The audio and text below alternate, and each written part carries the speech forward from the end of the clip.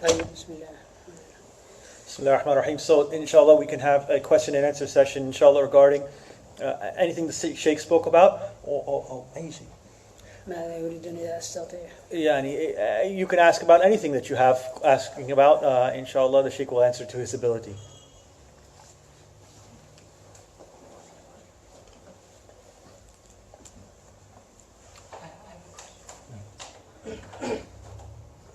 We were talking about gaining knowledge, a person would gain knowledge on himself and then try to fix his family. How would someone realize that he's set and then he has to now start working on his family? Okay, so the brother has asked a question that the Shaykh was speaking that first a talib al-ilm should focus on his own self and correcting it, rectifying it, learning what is necessary for that. And only after that does he move on to having intention to correct and rectify his family and those nearest to him. At what point, how does the talib al-ilm know that he's ready to move from one stage to the next? كيف يعرف طالب العلم أنه تجاوز مرحلة يعني تصحيح نفسه إلى تصحيح أهله؟ الإنسان يطلب العلم ابتداء، يتعلم هو ويعمل به، هذا هو معنى يعمل به هو في نفسه، وإذا كان صالحا لتعليم العلم فليعلم، وإذا كان غير صالح لتعليم العلم لا يعلم. ولكن الغالب على الإنسان إذا تعلم شيئا بسيطا يمكن يفيد أهله، يمكن يفيد أقاربه، يمكن يفيد البسطاء من الناس، هذا الغالب على الناس. لكن المهم هو أن يقصد، أنا قلت أن يقصد بعلمه وجه الله تعالى ويصحح نفسه حتى لا يكون مما قال الله تعالى فيهم أتأمرون الناس بالبر وتنسون أنفسكم وأنتم تتلون الكتاب فلا تعقلون. يكون نيته وقصده تصحيح نفسه، وإذا الله تعالى وفقه يصلح الآخرين فليصلحهم. And so the Shaykh said that a student of sacred knowledge would seek this knowledge, and if there are things, simple matters of the deen, that he would the general case is that he would be able to benefit himself and also teach that to his family and the simple common Muslims. The basics and fundamentals of the deen in general are able to be taught to one's family and one's, the simple common Muslims, very, very quickly and easily. But what the Shaykh was focusing on previously, what he was focusing on was the student of sacred knowledge, his intention. What is it in his heart in this beginning level of study? What is he doing this for? That he not make it an intention from the very beginning of his study that he's intending to go and rectify people and correct others, because that rather he make his intention that he's doing this to correct his own self, and that he make that as long as he's a beginning student, so that he not fall under the verse of Allah subhanahu wa ta'ala, do you command others to good and forget your own self? And so this is the state of the heart of the talib al-ilm in the beginning of his study. And like the Shaykh said, if you learn some simple fundamentals and basics of the deen, normally that is something you can take and benefit your family. لا شك أن الإنسان قد يكون من طبيعته وقابليته أنه يعرف أنه صالح لتعليم الآخرين، هذا مقصد ثاني، ولكن مقصده الأول يقصد به وجه الله تعالى وإصلاح نفسه، وإذا يسره الله تعالى لنشر الدعوة إلى طلب العلم هذا شيء جيد. And so, a person knows from his own state. A person is aware of their own self. You know how much knowledge you've acquired, and you know that what is your ability. A person knows their own ability and capability, and so is able to judge that at what point am I ready to be able to, what I learned, I'm able to now teach it to my family, for example, or benefit the Muslims by it, for example. But the point is, the Shaykh, like we said, was focusing on his intention that it be to correct one's own self first. Now, when should a talib al-ilm start or find a shaykh to do tazkiyat al-nafs? Is it before he starts the studies, during the studies, or after the studies? The question was, when should a talib al-ilm seek out a shaykh specifically for rectifying the diseases of the heart? Should the talib al-ilm work on that before going to study sacred knowledge, during studying sacred knowledge, or after studying sacred knowledge? وظاهر الشرع ثنوه بباطنه جمعا وتثنية من دون إفراد. ابدأوا بظاهر الشرع وبعد ذلك ثنوه بباطنه. يتعلموا العلم وبعد ذلك تابعوه بالتصوف. تصوف مقام الإحسان، فمن لم يعلم العلم كيف يتصوف؟ And so the Shaykh said, he recited some lines of poetry which answer the brother's question. ظاهر الشرع ثنوه بباطنه. الله تعالى يقول وذروا ظاهر الإثم وباطنه. ظاهر الشرع ثنوه بباطنه. أخلص النية ابتداء، ولكن تزكية النفس ومتابعة أمراض القلوب والسالي بذلك وما يفيدها هذا يحتاج إلى علم.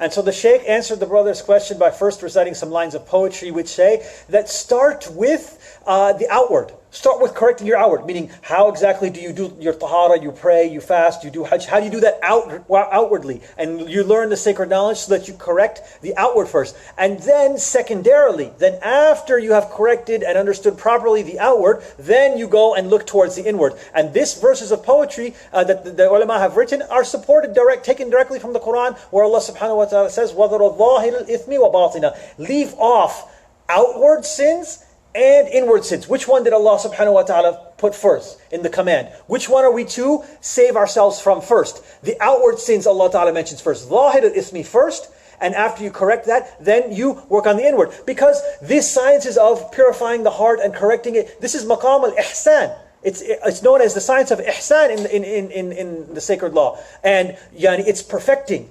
How can you perfect something without knowledge? You don't have the basic knowledge of the outward. How are you going to perfect anything? قال الجنيد السارق جعلك الله فقيها صوفيا ومحدثا صوفيا.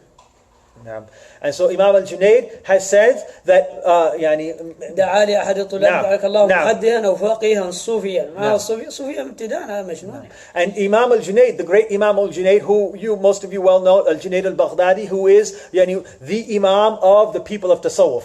He made the dua for one of his students that may Allah make you a faqih Sufi, or a muhaddith Sufi. In other words, putting the faqih part first, putting the muhaddith part first, putting the ilm and the knowledge of the deen outwardly first, before you try to work on this path of ihsan, or perfecting the inward and purifying the heart. وأعداء الدين اليوم وهم أدعياء التصوف يحذرون الناس من العلم وهذا أخطر سم على المسلمين.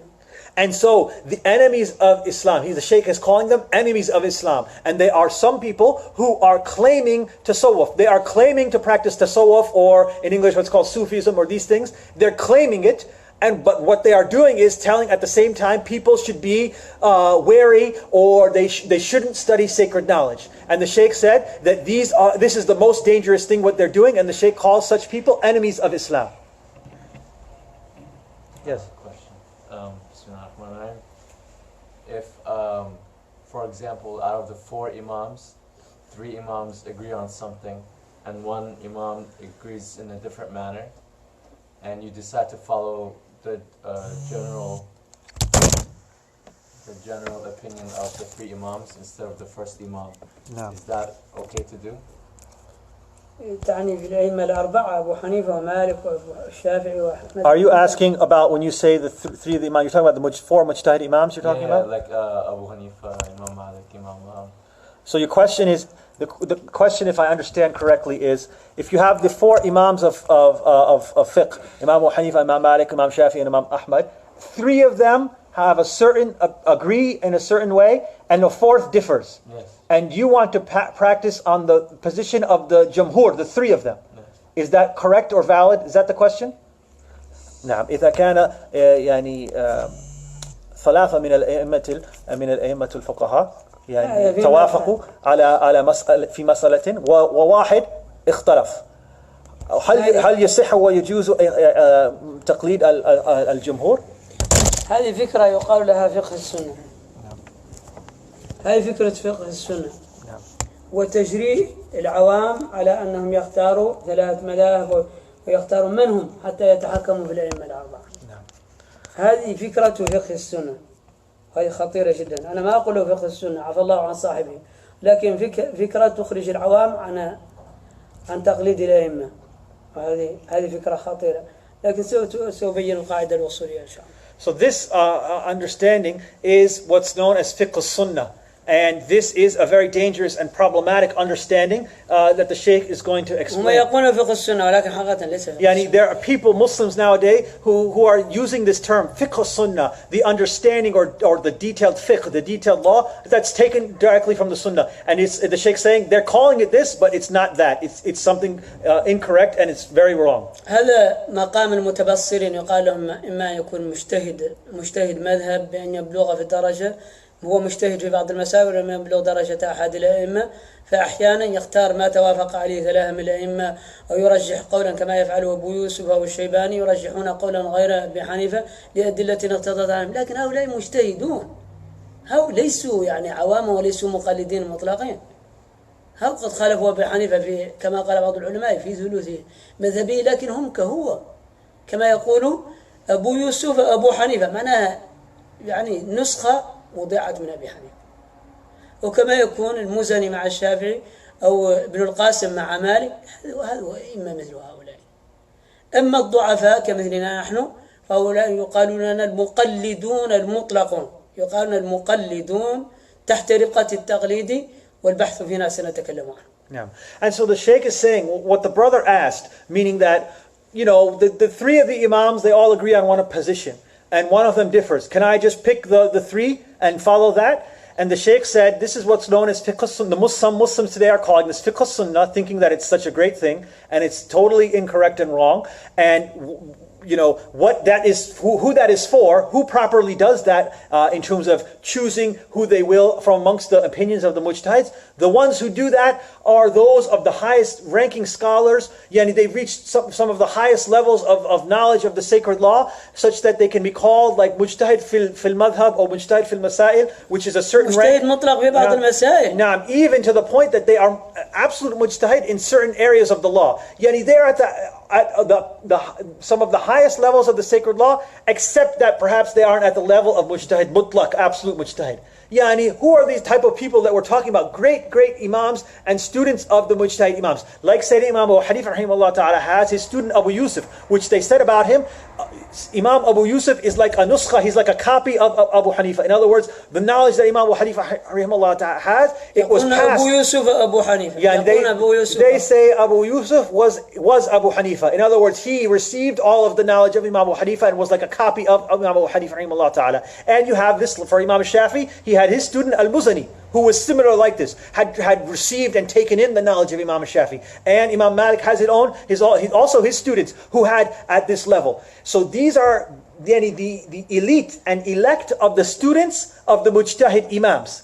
And they would, هؤلاء من المقامات التي لأئمتهم لأن أخذوا منهم. Yani, they are very close to the levels and ranks of the mujtahid imams that they took from.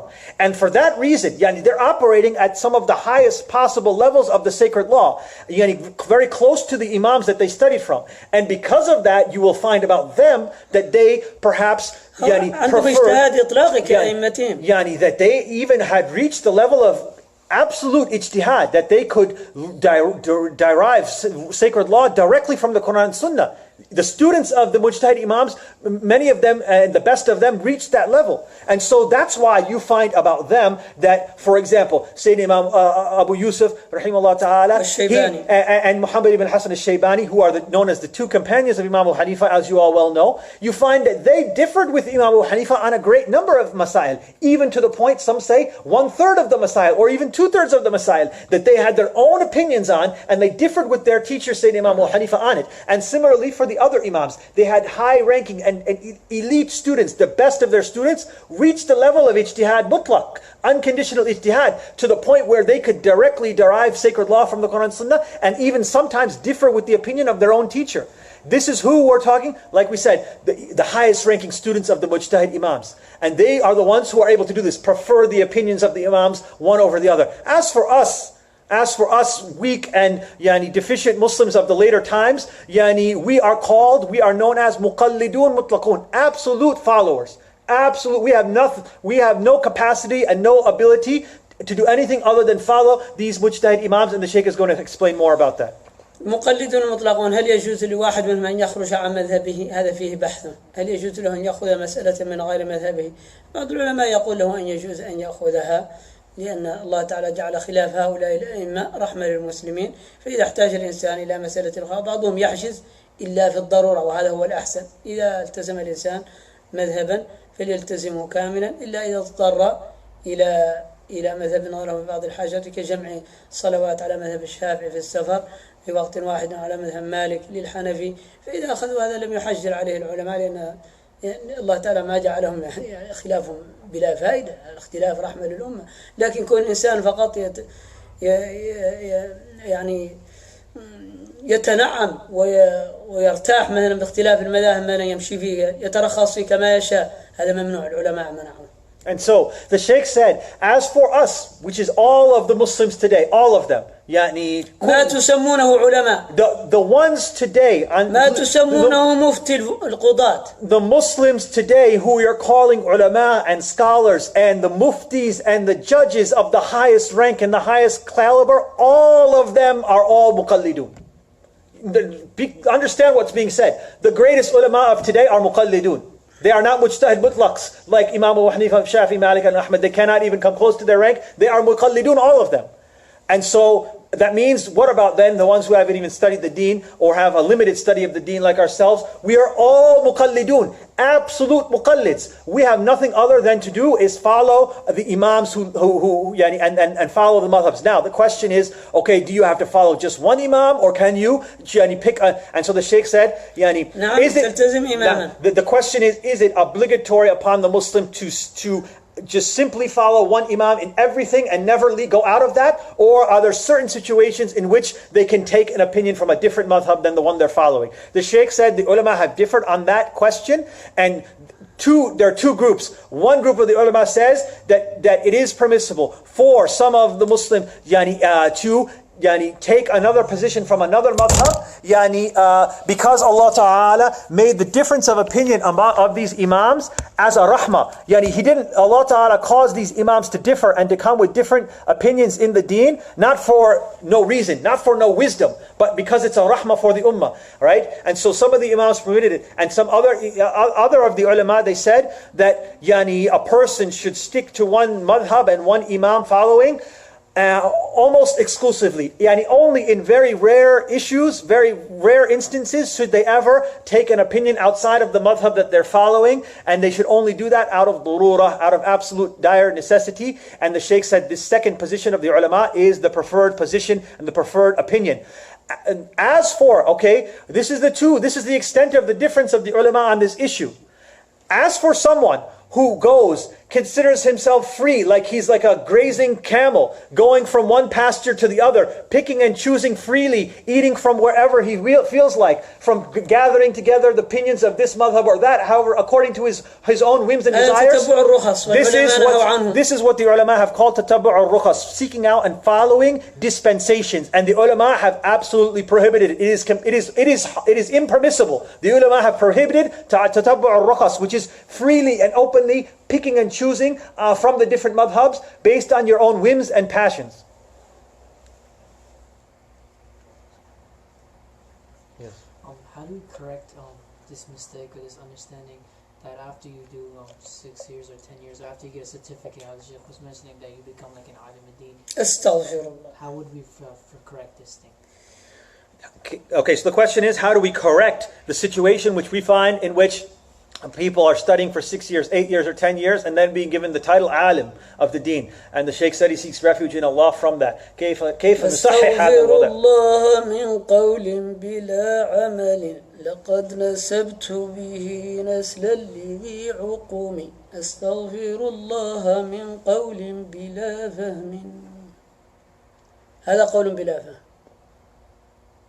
And so the Shaykh says, he recited the lines of Imam al-Busayri in the Burda, the well-known poem of Imam al-Busayri, in which Imam al-Busayri says that I seek refuge in Allah from a word that is not backed up by practice. So Imam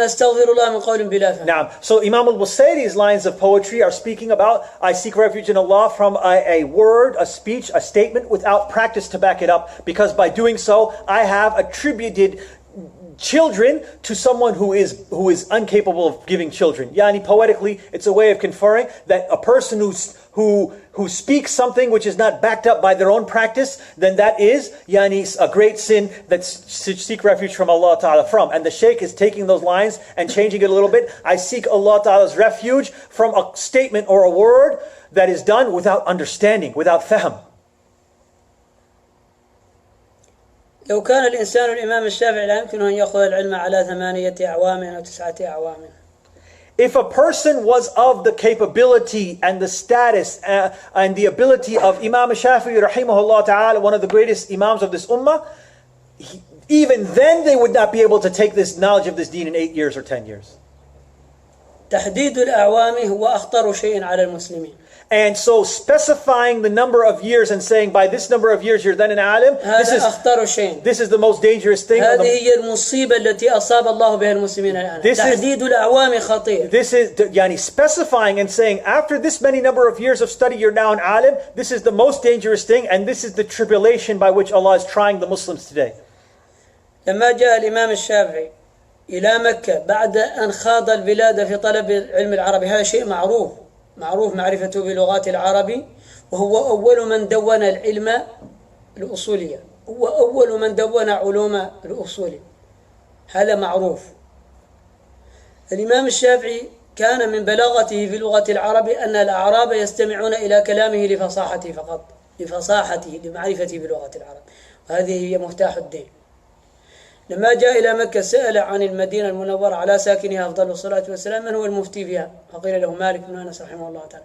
قال ماذا ألف؟ هل ألف شيئا؟ قال له ألف الموطأ. أخذه بيمينه وقرأه في 7 أيام فحفظه عن قلب غيب، يعني حفظه عن قلب غيب لم يحتج له بعد ذلك، أخذه في رأسه 7 أيام.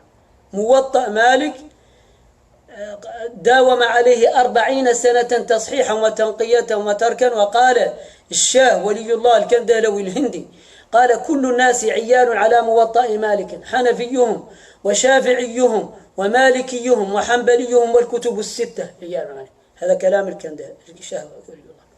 And so let's look at the example of Sayyidina Imam Shafi'i rahimahullah ta'ala, one of the greatest imams of this ummah, that it is well known about his life and biography that he went around the lands of the Muslims gathering knowledge. Yani gathering knowledge to such an extent yani that he became one of the most knowledgeable people of his time. And in particular, he was a master of the Arabic language at the highest levels of the Arabic language, to the point that it's well reported in his biography that the Bedouin Arabs, who themselves would be known to be the most knowledgeable and the best, purest Arabic speakers, they themselves would come to Imam Shafi'i to listen to his speech and learn from his speech excellence in the Arabic language. And you know, like what the Shaykh has explained, that mastery of the Arabic language is the foundation and the spring from which all the other ulum come from. So Sayyidina Imam Shafi'i was at this level of the Arabic language and mastery of it, and as well as his mastery and knowledge of all the other ulum. And he was the one who codified the science of usul al-fiqh, the foundations of legal methodology, in his risala. He was the first one of the Muslims to codify it into that book.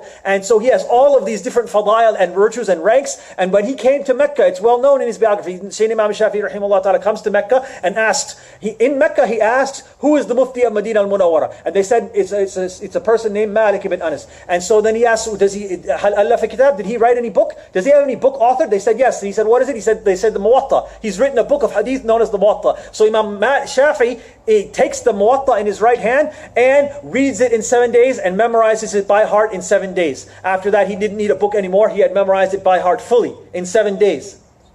And yani this Muwatta of Imam Malik worked on it, collecting it, collecting its hadith, correcting and rectifying and improving and reviewing it for 40 years. 40 years Imam Malik worked on this book, the Muwatta of Imam Malik. And Shah Wali Allah Dahlawi, the great scholar of India, rahimahullah ta'ala, has said that the Muwatta of Imam Malik, yani all of the Muslims are dependent upon the Muwatta of Imam Malik. Doesn't matter if they're Hanafi, Shafi'i, Maliki or Hanbali, because all of the 6 authentic books of hadith, Bukhari, Muslim, Nisa'i, Abu Dawood, Ibn Majah, all these 6 books of Sihah Sitta, they all are dependent. Their source and their origin, the spring from which they drink, is the Muwatta of Imam Malik. And Shah Wali Allah Dahlawi says, if it was not for from Imam Malik, then all of these later Imams, Bukhari, Muslim, and all of them, they would not have had anything of the books that they produced. So all of them are dependent upon the Muwatta of Imam Malik. So going back now, Sayyid Imam Shafi'i memorizes the book in 7 days. قال من هو المفتي هناك؟ قيل له مالك.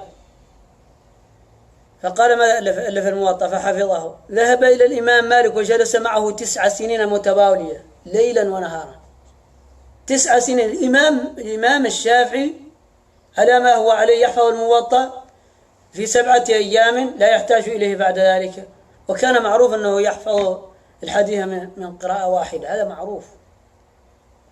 And so Imam Shafi'i, the point about the story, focus on this, is that Imam Shafi'i, rahimahullah ta'ala, being at the level he was with knowledge, being a master of the Arabic language, being, as it's reported about him, that he had a photographic memory, that he would read a thing and memorize it on the first glance.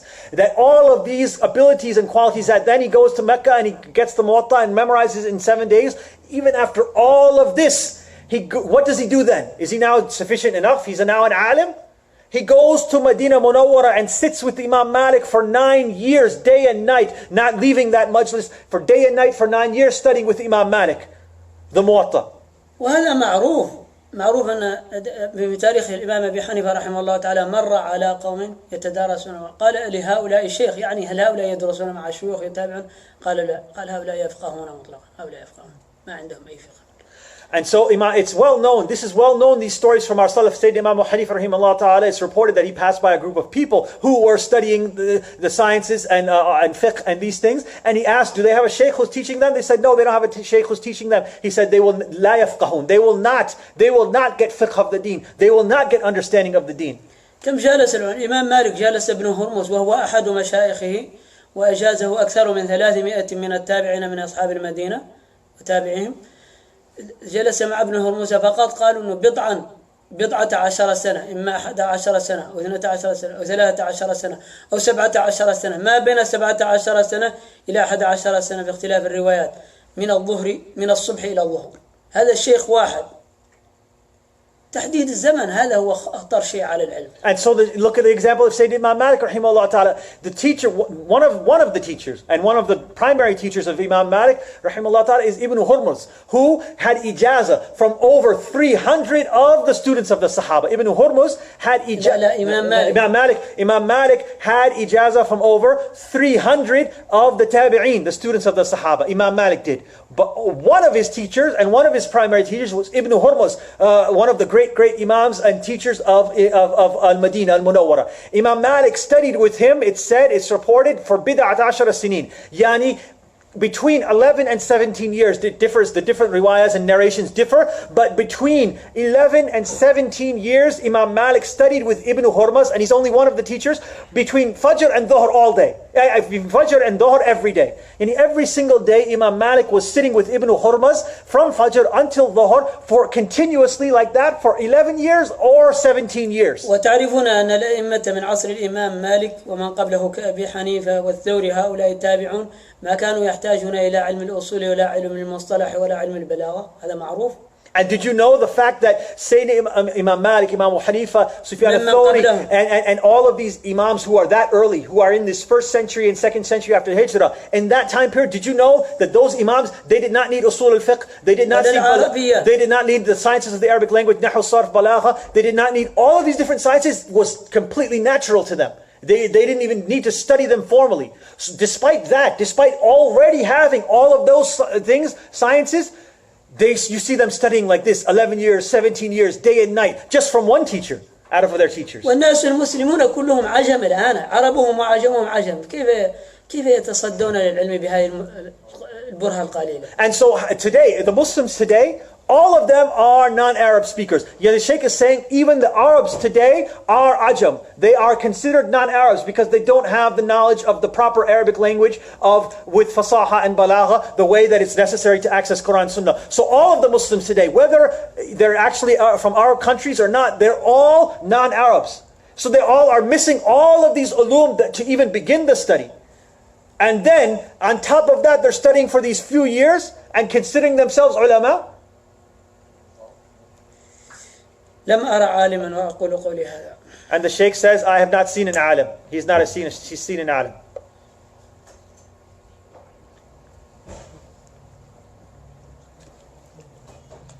Shaykh was mentioning earlier that the adab that we're supposed to show to our teachers, and sometimes a student shows too much frankness towards the teacher to the extent that he starts behaving with the teacher like how he behaves with his friends. My question is, sometimes if the teacher is young and he's also fine with it, and he's also he doesn't mind it, and he also likes it, does, like how Shaykh was saying that, but still you're supposed to show that much respect like how you show it to other teachers. Okay, so if I understand correctly, the question is, the Shaykh pointed out how wrong it is for students of sacred knowledge to interact and be with their teachers as if it's like a peer or a friend. And the Shaykh pointed out the wrongness of that. The brother, if I understand correctly, is asking, is it wrong to have like speech with your teacher, like friendly type of speech and like open type of speech, if the teacher themselves is okay with that and likes it? Is that still wrong if the teacher likes it and likes to have that openness? هل إذا كان أستاذ نفسه يسمح ويفرح ويريد أن يكون الكلام بينه وبين الطلبة مفتوح، كلام أصدقاء، وهذا هل في معنى؟ أصحاب النبي صلى الله عليه وسلم كان أصحابه معه يمزحون ولكن في حدود، يعني نعم. يبقى احترام ولكن يمزح معه لا بأس. نعم. ومن آداب المعلم يمزح مع طلابه. And so the Shaykh is saying, no, there is not a problem with the students interacting with their teacher in a fun way, playful way, joking with the teacher, for example. Why is it can't be wrong? Because the Messenger of Allah, his interaction with the Sahaba, as we well know, would include some muzah, some joking, some play, but with limits. But with the Sahaba, even though they may have joked in some instances with the Messenger of Allah and had this openness, but it was with limits and it was always maintaining honor and respect. So yes, there's no harm in having that interaction with the teacher if the teacher's okay with it, and it maintains within its limits and it maintains the honor and respect.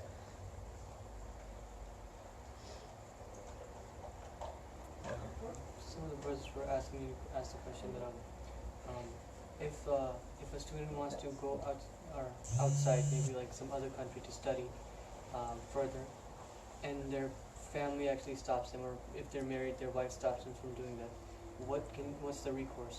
What can the person do? The question is that if a student of sacred knowledge wants to travel to other lands, foreign lands, to seek sacred knowledge, and either his family or his wife, either parents or wife, wants to stop him, then what does he do in that situation? إذا كان طالب علم يريد السفر إلى بلد بعيد لطلب العلم ومنعه إما الوالدان أو الزوجة فماذا يفعل؟ الزوجة لا يمكن أن تمنعه. The first answer is that the wife has no permissibility to prevent her. لا يمكنها أن تمنعه. The wife has no authority to prevent her husband from traveling to seek sacred knowledge. That's not her right. لا حق بين العلماء أنه يأتيها خلال 4 أشهر أو 6 أشهر، أما الكلام الآخر لا يترك لها النفقة وتكون في بلد مأمون وخلاص. And so, according to the sacred law, and as the ulama have written, the right of the wife is that the husband visit her every 4 months or 6 months. Between 4 and 6 months, the husband needs to visit her to fulfill her rights, and that he must leave her in a safe and secure location with sufficient provision that suffices her. If she has to be given a house that is secure for her and the provision she needs to live, and that the husband needs to visit her between 4 to 6 every 4 to 6 months, as the ulama have written. That is the right she has. Beyond that, she has no authority to prevent him from traveling.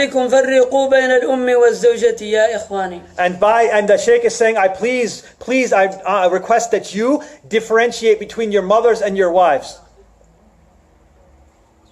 And so this is the answer with regards to the wife. She has no authority to prevent her husband from seeking sacred knowledge wherever or traveling wherever he desires. وكيف عن الوالدين؟ أما الوالدان إذا كان علم فرض عين ولا يجد من يعلم في البلد فليرحل وإلا فلا. And so as for the parents, now the student of knowledge wants to travel to a faraway land to seek knowledge, and the parents are preventing him and not allowing him. So what is the answer? The answer is look at the knowledge that's going to be sought. First of all, it has to be fard ayn knowledge. Fard ayn, individually obligatory knowledge. That's the first condition. Second condition is that it is knowledge which that person simply is unable to find in their locality, in their nearby area. if those two conditions are fulfilled, that they're going to seek fard ayn knowledge, yani the fundamentals of how they need to worship Allah Ta'ala and practice their deen. And secondly, they cannot and find it at all in their locality. Only with these two conditions being fulfilled can they disobey their parents and go to travel to seek sacred knowledge. If either of those two conditions are missing, they cannot and they must obey their parents and not travel. So if it's fard kifaya knowledge, like yani what we've described, it's beyond yani what they need for their own practice of the deen.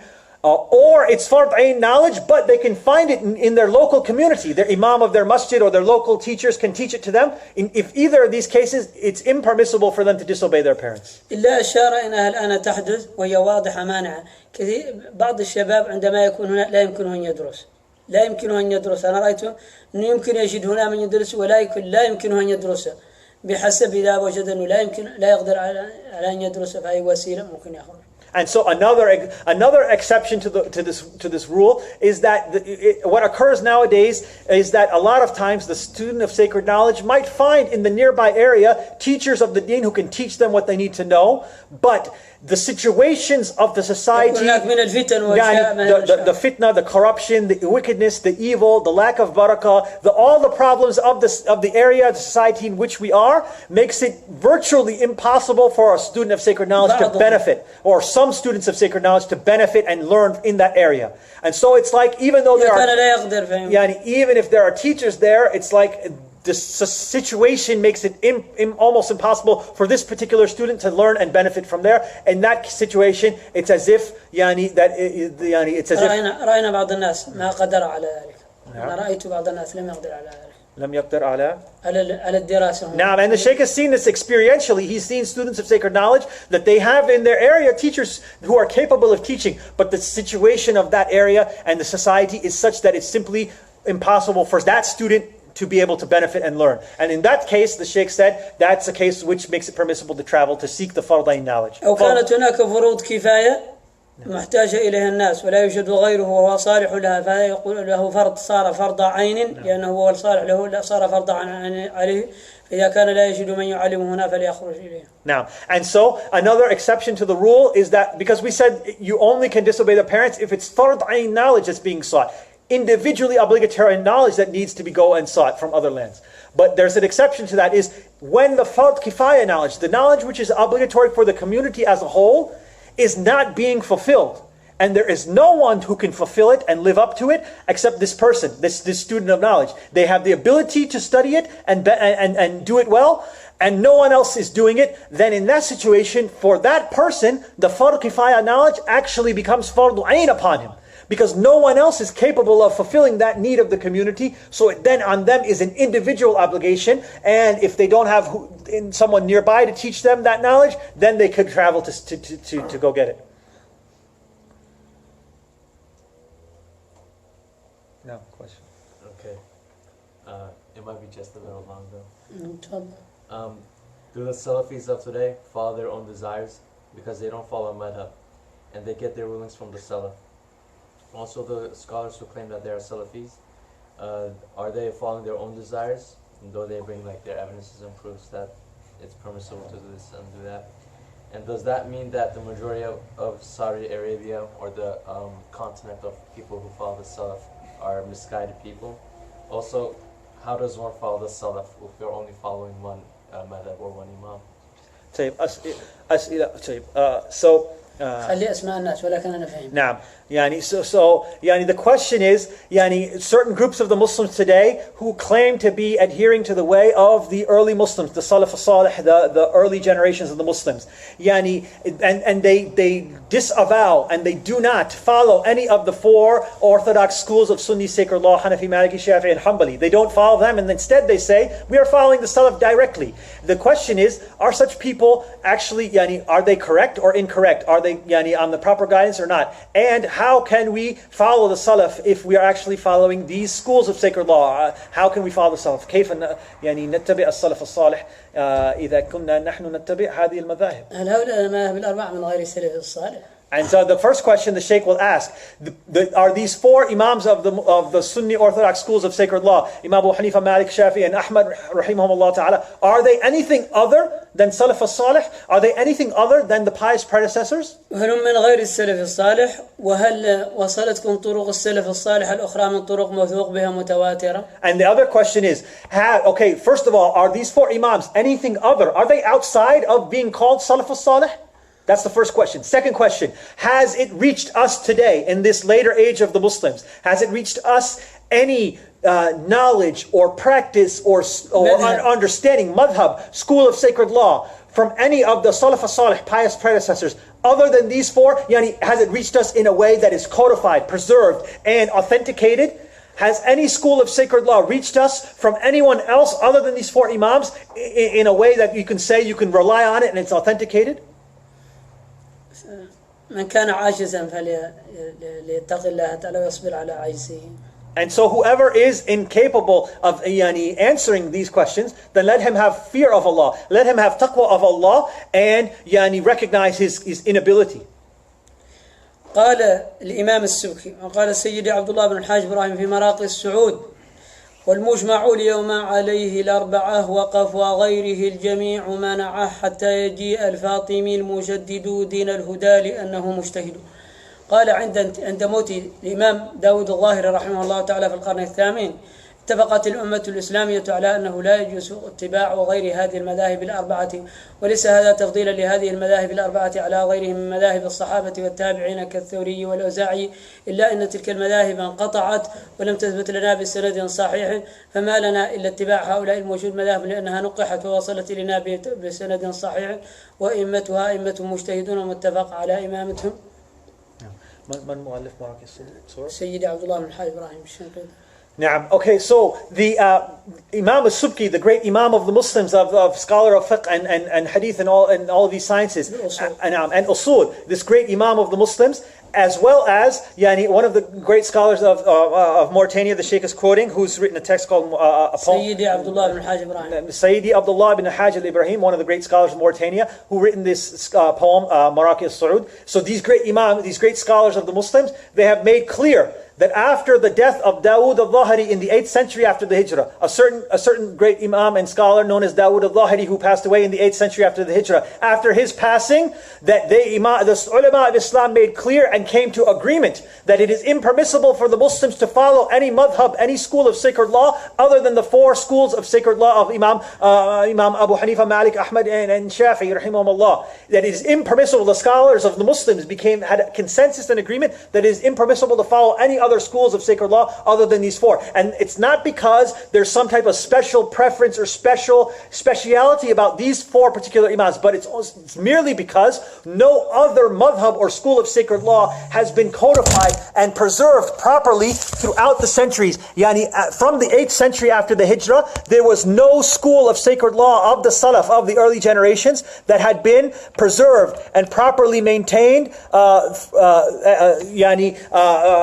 than these four. And these four are imams who the entire ummah has agreed upon their piety and their high level of knowledge of being at the highest rank of the ulama. And the entire ummah has agreed upon these four imams. And there is no other person you can say that about. In other words, out of all of the Salaf al-Salih, all of the early pious generations of the early Muslims, there is no single one of them that you can say they have a madhab, a school of sacred law that's been transmitted through the ages, authenticated, codified, and preserved, and the ummah has had full agreement on them, other than these four imams. For that reason, with the 8th century of the Hijrah, the Muslims came to agreement that there is impermissible to follow any madhab, any school of sacred law, other than these four madhabs. وفي الحديث أمتي لا تجتمع على ضلالة وفي الحديث ما رآه المسلمون حسنا فهو عند الله. And it has been narrated, it's reported that the Messenger of Allah ﷺ has said that my ummah, the Muslim nation, will not have consensus and agreement upon misguidance.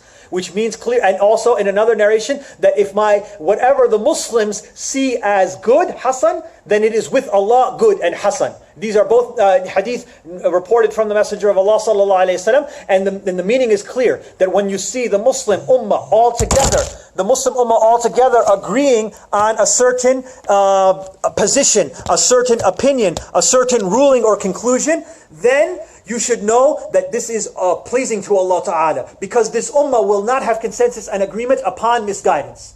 So that we have, and the Shaykh is transmitting to you from these ulama from the 8th century, that this is consensus from the ummah. Not 100 years ago, not 200. We're talking now more than 600 years ago. From the 8th century after the hijrah, the ulama have agreed and had consensus. The ummah has had consensus that no madhab is permissible to follow other than these 4 madhabs, because no other madhab has been codified properly and preserved. ولكن الناس الآن اللي تتكلم وتريد أن تأخذ من القرآن والسنة غالبها لا يعرف كلمة الحمد لله رب العالمين، فيها لا يعرفها هي استغراقية أو موصولية أو عهدية. فمن ليس هذا مقامه كيف يتجرأ على أئمة المسلمين ويضللهم؟ And so the majority of these people today who are saying these positions and opinions, they are the people who are saying these things today, like let's follow the Salaf as-Salih and let's not follow these madhabs.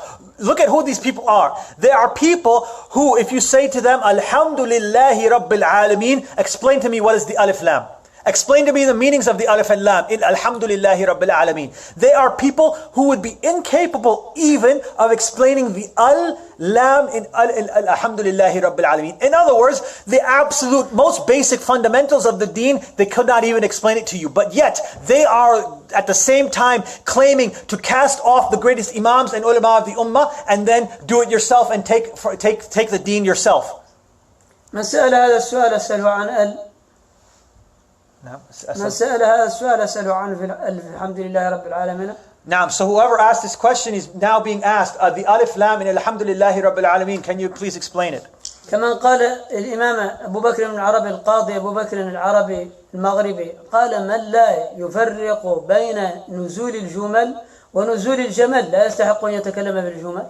And so one of the great imams of fiqh and hadith, Qadi Abu Bakr ibn al-Arabi from the Western African lands, who was كان طالب Imam al-Ghazali, تلميذ Imam al-Ghazali, who's a student of Imam al-Ghazali and a great scholar of fiqh and hadith. He has said, someone who's incapable of differentiating between nuzul al-jumal wa nuzul al-jamal. Nuzul al-jumal wa nuzul al-jamal. Nuzul al-jumal is the different ways in changes that occur in the sentences. Yani the grammatical changes that occur in sentences. Someone who can't differentiate between that and nuzul al-jamal, the sitting down of the camel. The difference between the Arabic words jumal and jamal. He's doing a pun, a play on words in this sentence. Yani, in other words, someone who can't differentiate between the fundamental basic things of the language.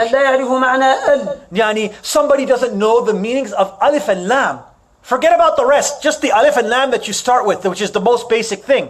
Someone who doesn't know that itself is going to come to you and have the audacity to challenge and try to tell you to cast off the greatest imams of this ummah. في رجل كان من ضلال المغرب العربي يقال له وست أفريقيا هذه المغرب العربي، وكان في أيام أسد بن الفرات كأحد الطالبين الذين أخذوا من مالك رحمه الله تعالى. فسمع رجلا ضالا مضلا كان يقول قال مالك وأخطأ قال مالك وأخطأ قال ما أخطأ إلى أن وصل إلى 40 مسألة والصواب كذا. فأسد بن الفرات تعجب منه وحماقته، فقال إنما هذا رجل بحر وأمواجه تتضارب فبال وقال هذا بحر آخر. And so the example of such a person, like we just described, this person who doesn't even know the alif and lam, and he's trying to tell you to cast off the imams of this ummah and bypass them. The example of that person and the parable of them is like the story that happened to Asad ibn al-Furat, one of the great students of Imam Malik, rahimahullah ta'ala. He's from the West African lands, and he was one of the great students of Imam Malik.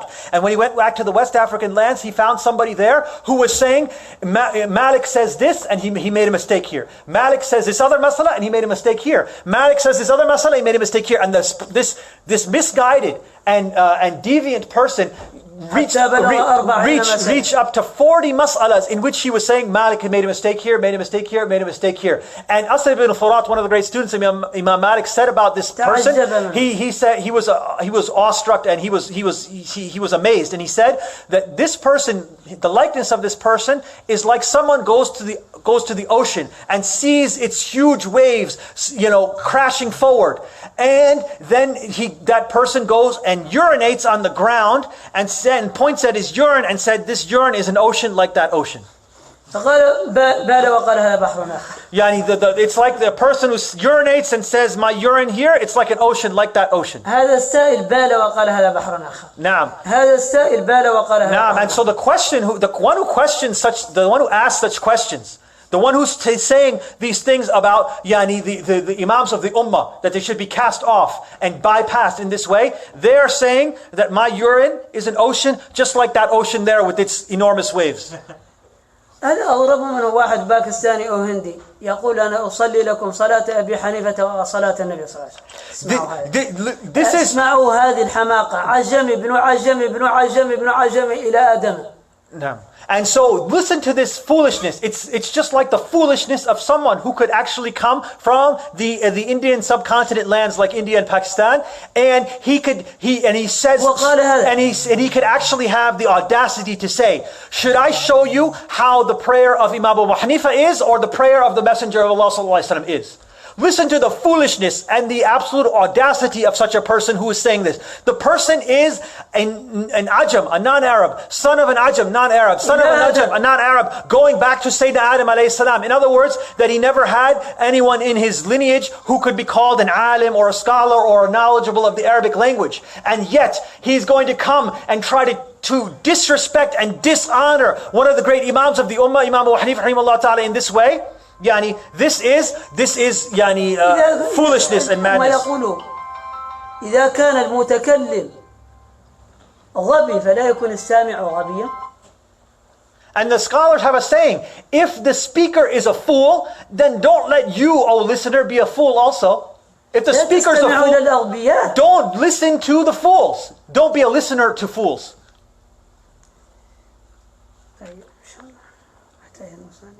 نعم. نعم. So we'll inshallah leave here. جزاكم الله خير. بارك الله فيكم. سبحانك اللهم وبحمدك.